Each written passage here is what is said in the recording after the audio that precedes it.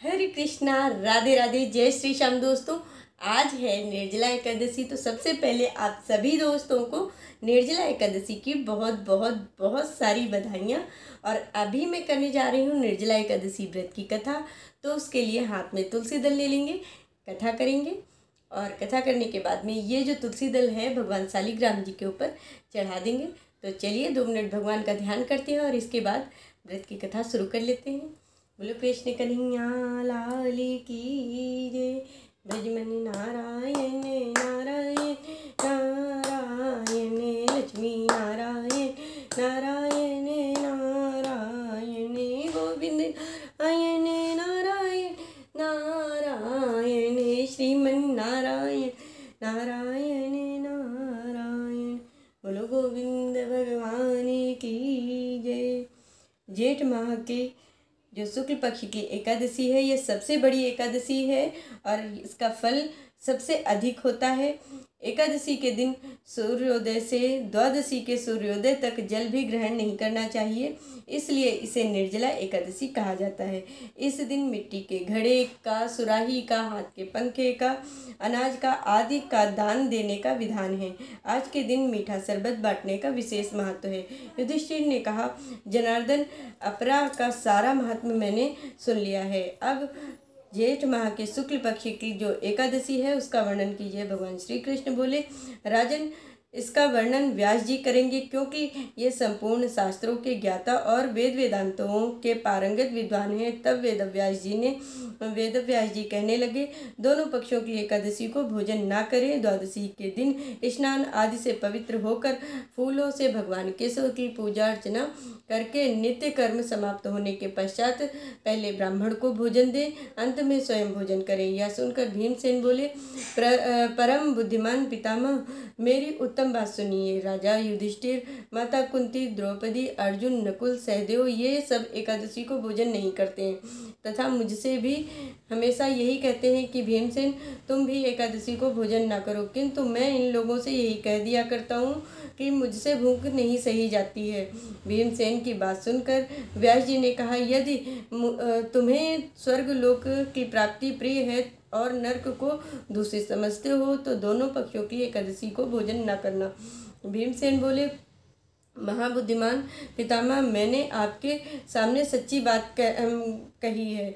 एक बार भोजन करके भी मुझसे व्रत नहीं किया जा सकता है, फिर उपवास करके तो मैं रह ही नहीं सकता हूँ। मेरे उदर में वक्र नाम की अग्नि सदा प्रज्वलित रहती है, अतः जब मैं अधिक भूखा होता हूँ तो मैं अधिक खाना खाता हूँ, तभी यह शांत होती है। इसलिए महामुनि, मैं वर्ष भर में केवल एक ही उपवास कर सकता हूँ, जिससे स्वर्ग की प्राप्ति सुलभ हो तथा जिसके करने से मैं कल्याण का भागी हो सकूँ। ऐसा कोई एक व्रत निश्चय करके बतलाइए, मैं उसका यथोचित रूप से पालन करूँगा। व्यास जी कहते हैं कि हे भीम, बड़े बड़े ऋषियों ने अनेक शास्त्रों की रचना की है, उनमें दोनों एकादशियों की व्रत करने को कहा गया है, जिससे मनुष्य को स्वर्ग की प्राप्ति हो सके।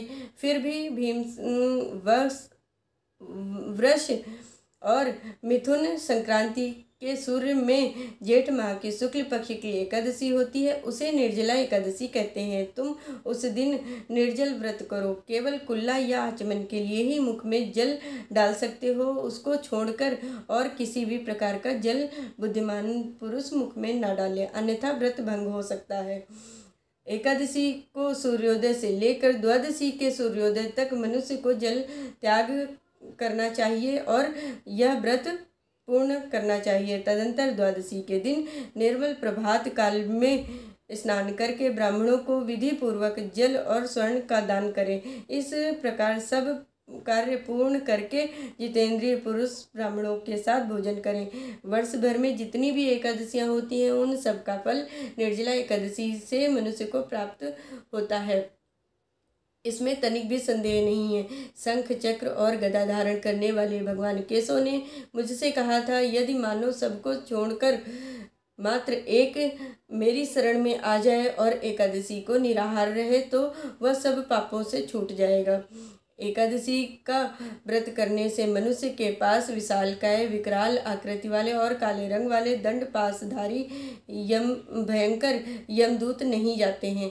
अंतकाल में पीताम्बरधारी, सौम्य स्वभाव वाले, हाथ में सुदर्शन धारण करने वाले और मन के समान वेगशाली विष्णुदूत आकर इस वैष्णव पुरुष को भगवान विष्णु के धाम को ले जाते हैं। अतः निर्जला एकादशी को यत्न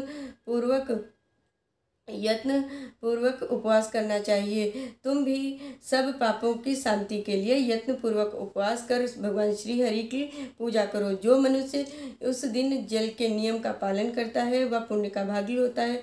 उसे एक एक पहर में कोटि कोटि स्वर्ण मुद्रा के दान करने का फल प्राप्त होता है। सुना गया है मनुष्य निर्जला एकादशी के दिन स्नान, दान, जप, होम आदि जो भी कुछ करता है वह सब अक्षय होता है। यह भगवान श्री कृष्ण का कथन है। निर्जला एकादशी को विधि पूर्वक उत्तम रीति से उपवास करके मानव वैष्णव पद को प्राप्त कर लेता है। जो मनुष्य एकादशी के दिन अन्न खाता है वह पाप का भोजन करता है। इस दिन वो चांडाल के समान होता है और मरने पर दुर्गति को प्राप्त होता है। जिन्होंने एकादशी का उपवास किया है वे ब्रह्म हत्यारे, शराबी, चोर और गुरुद्रोही होने पर भी सभी पापों से मुक्त हो जाते हैं। कुंती नंदन, निर्जला एकादशी के दिन श्रद्धालु स्त्री पुरुष के लिए जो विशेष दान और कर्तव्य विहित है उसे सुनो। पर्याप्त दक्षिणा और भांति भांति के मिष्ठानों द्वारा यत्न पूर्वक ब्राह्मणों को संतुष्ट करना चाहिए। उनके संतुष्ट होने पर श्रीहरि उन्हें मोक्ष प्रदान करते हैं। निर्जला एकादशी के दिन अन्न, वस्त्र, गौ, जल, सैया, आसन, कमंडलू तथा छाता दान करना चाहिए। जो श्रेष्ठ एवं सुपात्र ब्राह्मण को जूता दान करता है वह सोने के विमान पर बैठकर स्वर्ग को जाता है। यह नियम लेना चाहिए कि मैं भगवान केशव की प्रसन्नता के लिए एकादशी को निराहार रहकर आचमन के सिवा दूसरा जल भी ग्रहण नहीं करूँगा, जल का त्याग करूँगा। द्वादशी को भगवान विष्णु का गंध, पुष्प, धूप और सुंदर वस्त्र से विधि पूर्वक पूजन करना चाहिए। संसार सागर से तारने वाले देव ऋषिकेश इस जल के घड़े का दान करने से आप मुझे परम गति को प्राप्त कराएं। भीमसेन, जेठ माह के शुक्ल पक्ष की जो शुभ एकादशी है इसका निर्जल व्रत करना चाहिए और उस दिन श्रेष्ठ ब्राह्मणों को शक्कर के साथ घड़े को दान करना चाहिए। तत्पश्चात द्वादशी के दिन ब्राह्मणों को भोजन कराने के बाद ही स्वयं भोजन ग्रहण करना चाहिए। जो इस प्रकार पूर्ण रूप से पाप नाशिनी एकादशी का व्रत करता है वह सभी पापों से मुक्त होकर आनंद प्राप्त करता है। यह सुनकर भीमसेन ने भी इस शुभ एकादशी का व्रत आरंभ कर दिया। तब से यह लोक में पांडव एकादशी के नाम से विख्यात है। बोलो कृष्ण कन्हैया लाल की जय, बोलो गोविंद भगवान की जय, बोलो नारायण भगवान की जय। श्रीमन्नारायण नारायण नारायण, लक्ष्मी नारायण नारायण नारायण, गोविंद नारायण नारायण नारायण, भजमन नारायण नारायण नारायण। बोलो कृष्ण कन्हैया लाल की जय। तो मैंने आप सभी को आज निर्जला एकादशी व्रत की कथा सुनाई है। जो लोग भी एकादशी का व्रत करते हैं उन लोगों तक इस कथा को ज़्यादा से ज़्यादा शेयर करिए। वीडियो अगर आप सभी को पसंद आई है तो वीडियो को लाइक ज़रूर करिए और जो लोग चैनल पर नए हैं तो प्लीज़ चैनल को सब्सक्राइब करिए। जय श्री राधे।